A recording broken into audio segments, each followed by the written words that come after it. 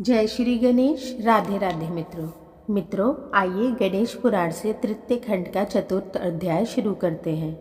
अध्याय का विषय है विप्रवेश धारण कर प्रभु का आना। उत्सव समाप्त होने पर शिव शिवा अंतःपुर में चले गए।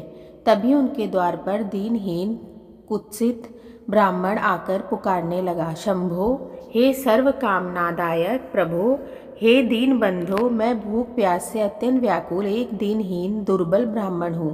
भोजन की इच्छा से ही बहुत दूर से चलकर यहाँ आया हूँ। उसके सिर के केश रुक्ष उलझे हुए, नए वस्त्र मैले कुचैले थे, किंतु दांत स्वच्छ और ललाट पर उज्जवल तिलक लगा था। उसके हाथ में एक झंडा था जिसके सहारे खड़ा हुआ पुकार लगा रहा था, अरे शिवजी, क्या कर रहे हो? प्रभो, जिसके सहारे खड़ा हुआ था, क्या कर रहे हो? प्रभो, हे गिरिजा नंदिनी, तुम्हारे द्वार पर याचक ब्राह्मण भूखा पुकार रहा है और तुम सुनती ही नहीं। भला सर्व संपत्ति संपन्न माता के रहते हुए उसका बालक भूख से व्याकुल पुकारता रहे, ये कैसी विचित्र बात है।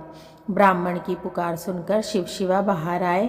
उन्हें देखते ही उस दीन ब्राह्मण ने उनके चरणों में प्रणाम किया और स्तुति करने लगा, आशुतोष, प्रभो, मैं भूख से अत्यंत व्याकुल हूँ तथा आप समस्त धन धान्यों से संपन्न एवं समर्थ है।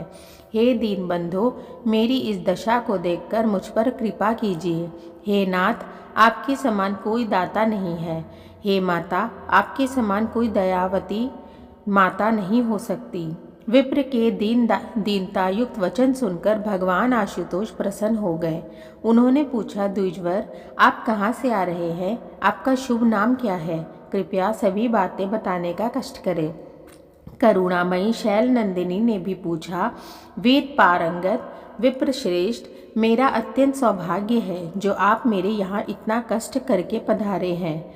वस्तुतः आप जैसे अतिथि के स्वागत सत्कार एवं सेवा की बड़ी महिमा कही गई है। ब्राह्मण ने कहा, हे माता, आप तो साक्षात वेदमयी हैं। आप मुझ क्षुधार्त को अन्न प्रदान कीजिए, क्योंकि मैं बहुत दूर से चलकर यहाँ आने के कारण अत्यंत थका हुआ हूँ। वैसे भी मैं उपवास, व्रती एवं रोगी से पीड़ित हूँ। बस यही मेरा स्वागत सत्कार एवं पूजन है। भगवती शैलजा ने कहा, विप्रवर, मुझे आज्ञा दीजिए कि आपको कौन सा पदार्थ प्रस्तुत करूं। आपकी जो इच्छा होगी वही पदार्थ आपकी सेवा में उपस्थित करने का प्रयत्न करूंगी। आप कुछ बताइए तो सही। ब्राह्मण ने कहा, क्या बताऊं जगत जननी, मैं आप पुत्र विहीना माता का ही अनाथ पुत्र हूँ। मुझे ज्ञात हुआ है कि आपने अभी ही व्रतों में सर्वश्रेष्ठ एवं महान पुण्य व्रत का अनुष्ठान पूर्ण किया है। उसके समायोजनार्थ अनेक दुर्लभ सामग्रियां इकट्ठी की गई होगी, अद्भुत पकवान और मिष्ठान बनाए गए होंगे तथा स्वच्छ सुवासित शीतल जल भी पीने के लिए मंगाया गया होगा। मुख शुद्धि के लिए तांबूल भी प्रस्तुत किए गए होंगे। माता, उन समस्त वस्तुओं से मेरा पूजन कीजिए और वे सब पदार्थ मुझे इतने खिलाइए कि मेरा पेट तन जाए। उन पदार्थों को खाकर मैं लंबोदर हो जाऊं। पार्वती जी उस ब्राह्मण की बात सुनती हुई कुछ आश्चर्य से उसका मुख देखने लगी। तभी ब्राह्मण ने भगवान चंद्रमौली की ओर देखते हुए शैलजा से कहा, जननी, संभवतः आप मेरे वचनों पर विश्वास नहीं कर रही हैं, किंतु मैं जो कुछ कह रहा हूँ वो अक्षरशः सत्य है। आपके प्राण प्रिय पति सब पर शीघ्र ही प्रसन्न हो जाने के कारण आशुतोष कहलाते हैं। वे विश्व में विद्यमान समस्त ऐश्वर्यों के स्वामी होने के कारण सभी कुछ प्रदान करने में समर्थ है, और आप भी समस्त धनों और यशों की स्वामिनी तथा साक्षात लक्ष्मी स्वरूपिणी होने के कारण समस्त सत्कीर्तियों को प्रदान करने में समर्थ है। इसलिए आप मुझे अत्यंत रमणीय सिंहासन पर विराजमान कराइए, मुझे बहुमूल्य एवं दिव्य रत्नालंकार पहनाइए, शुद्ध सुंदर वस्त्र धारण कराकर भगवान श्री हरि का देव दुर्लभ मंत्र प्रदान कीजिए। भगवान त्रिलोकीनाथ की भक्ति तथा मृत्युंजय संज्ञक ज्ञान दीजिए। इसके अतिरिक्त हे जननी, सुख देने वाली दान शक्ति और समस्त सिद्धियों की भी प्राप्ति कराइए।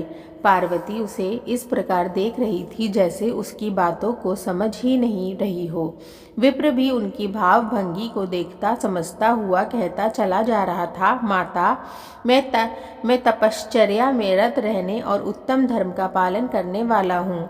मुझे जन्म मरण और रोग जरा आदि स्पर्श भी नहीं कर सकते, और ना मैं उस प्रकार के कर्मों को करूँगा ही जिनके करने से जन्म जरा व्याधि और मृत्यु का प्रकोप हो सकता हो।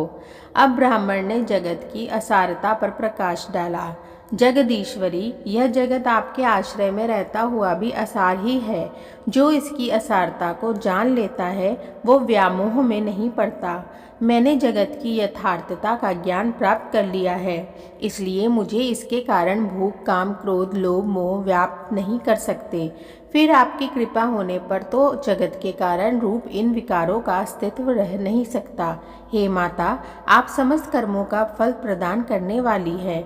आपने स्वयं नित्या, सत्या और सनातनी होते हुए भी लोक शिक्षा के लिए तपश्चर्या, व्रतोपवास और पूजनादि कार्य संपन्न किए हैं, और यही कारण है कि आपके अंक में गोलोकवासी परब्रह्म परमात्मा श्री कृष्ण प्रत्येक कल्प में प्रकट होकर क्रीड़ा किया करते हैं।